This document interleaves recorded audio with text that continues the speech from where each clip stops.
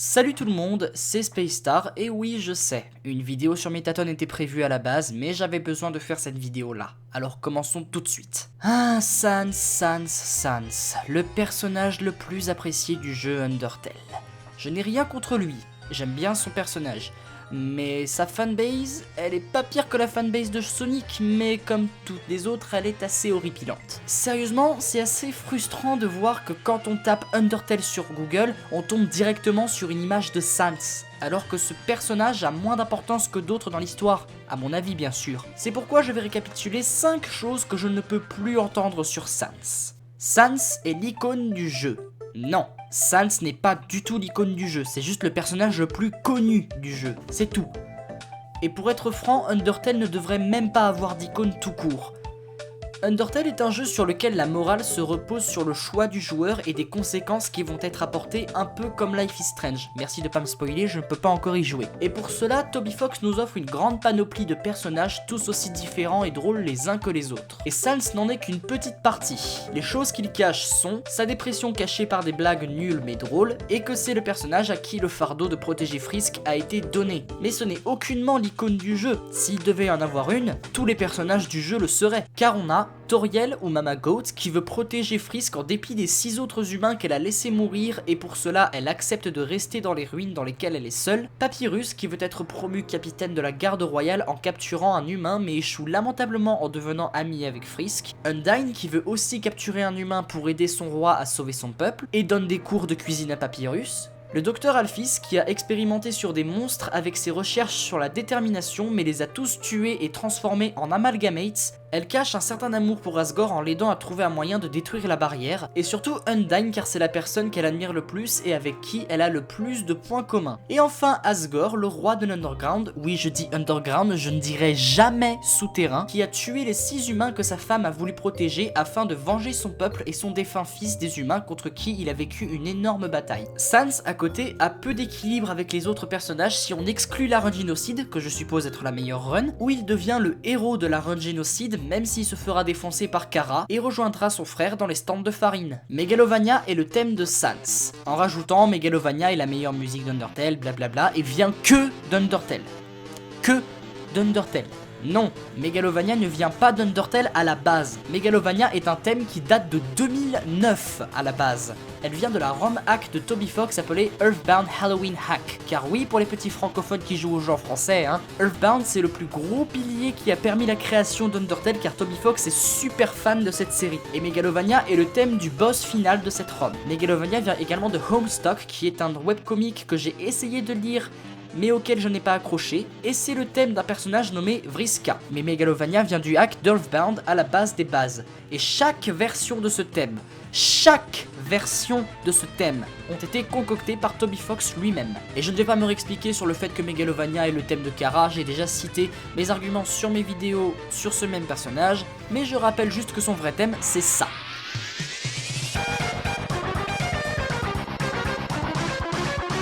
Et la preuve est ici.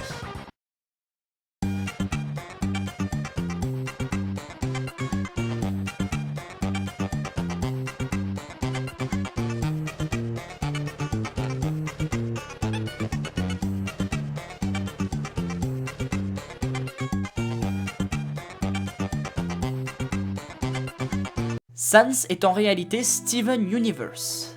Tout le monde connaît cette théorie, et je vais quand même vous la résumer. En gros, dans la série Steven Universe, le protagoniste Steven Universe passait une vie tranquille avec Garnet, Pearl et Amethyst à vivre leurs aventures tout aussi folles les unes que les autres. Jusqu'au jour où, à cause de la gemme qu'il a héritée de sa mère, Rose Quartz, Steven aurait eu un cancer et les excès de la chimiothérapie auraient fait perdre ses cheveux.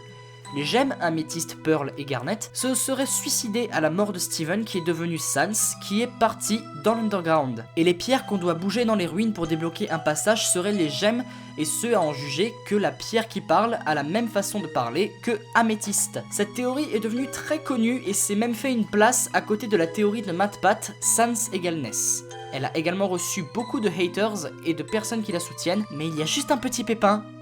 Vous savez ce que c'est ? C'est que la théorie est une blague, une parodie, un troll. Et il y a quelques génies qui y ont cru. Mais c'est une parodie. Ouh, l'auteur lui-même le cite. Et comme les gens lisent quasiment jamais les descriptions, les gens qui ont compris le troll ont dû carrément aller dans les commentaires et dire en majuscule que cette théorie est une pure bêtise voulue. Parce que si ça c'était vraiment Steven Universe, il aurait le pouvoir de créer un bouclier. Parce que c'est le pouvoir de la gemme de Steven. D'ailleurs, pour faire la transition avec Steven Universe, Stronger Than You est une chanson qui vient d'Undertale. Oh là là là là. Alors, non.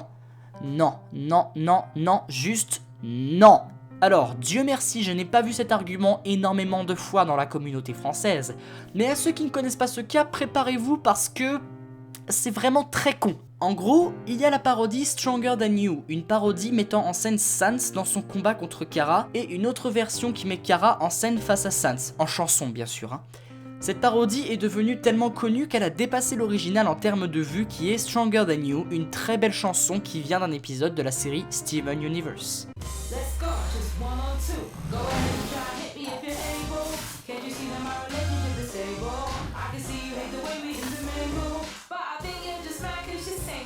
J'aime beaucoup Steven Universe, même si j'ai dû arrêter pour des raisons personnelles, mais la plupart des fans de Sans et de la parodie sont allés se plaindre que le dessin animé a plagié une chanson qui vient d'Undertale.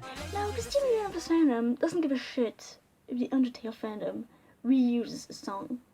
But the Undertale fandom actually says that Stronger Than You, those remixes that they made of Steven Universe, they were stolen. Do you even realize what you're saying? Are you fucking dumb? Do you really think that a series developer, you know, this actual crew of an actual series that's on TV, would copy a fan song of a video game that's not even that popular? Why would they do that? Why? They could... Encore heureux, on en entend beaucoup moins parler, même quasiment plus aujourd'hui, car c'est un fait qui date. Mais avec le patch français d'Undertale qui est sorti, j'ai un peu peur que les fanboys ou fangirls français de Sans tombent sur la parodie qui a été traduite en énormément de covers françaises, et aillent penser la même chose du fait que l'original a plagié la parodie. Regardez juste les dates des deux vidéos, même s'il n'y en a pas vraiment besoin. Sans est le fils de Gaster, l'un des plus connus, et je veux mettre les choses au clair là-dessus. Le Dr W.T. Gaster est une entité dont on possède peu d'informations canon à son sujet. On sait juste qu'il est l'ancien scientifique royal de l'Underground, on ne connaît pas clairement ses réelles activités et les éventuelles liaisons qu'il aurait avec d'autres personnages de l'histoire, et que c'est Alphys qui l'a succédé suite à un accident qu'il aurait eu. On a juste un indice sur sa liaison avec Sans et Papyrus, et cet indice se trouve dans et uniquement dans la chambre cachée derrière la maison des squelettes, qui sont les blueprints et les débris de machines cachés derrière un rideau.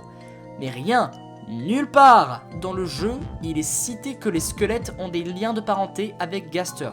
Ça, c'est un élément qui a été dit sur un fan comic, fanon, pas canon. Gaster serait le créateur de Sans et Papyrus, mais pas leur père. Car si c'était le cas, qui serait leur mère alors? Onion-san ou Chiron peut-être? Non.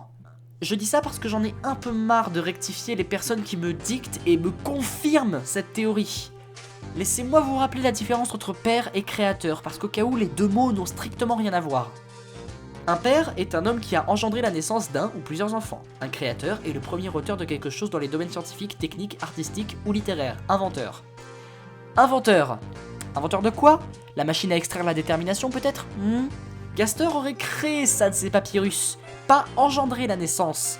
Parce qu'à moins que Gaster se soit fait Alphys ou Toriel, je suis contre cette théorie hâtive sans argument réel. Dixit, le mec qui a supposé que l'histoire d'Undertale a été écrite par des enfants, et qui s'est fait lyncher par ses abonnés qui croyaient qu'il parlait de Toby Fox, alors que ce n'était pas du tout le cas.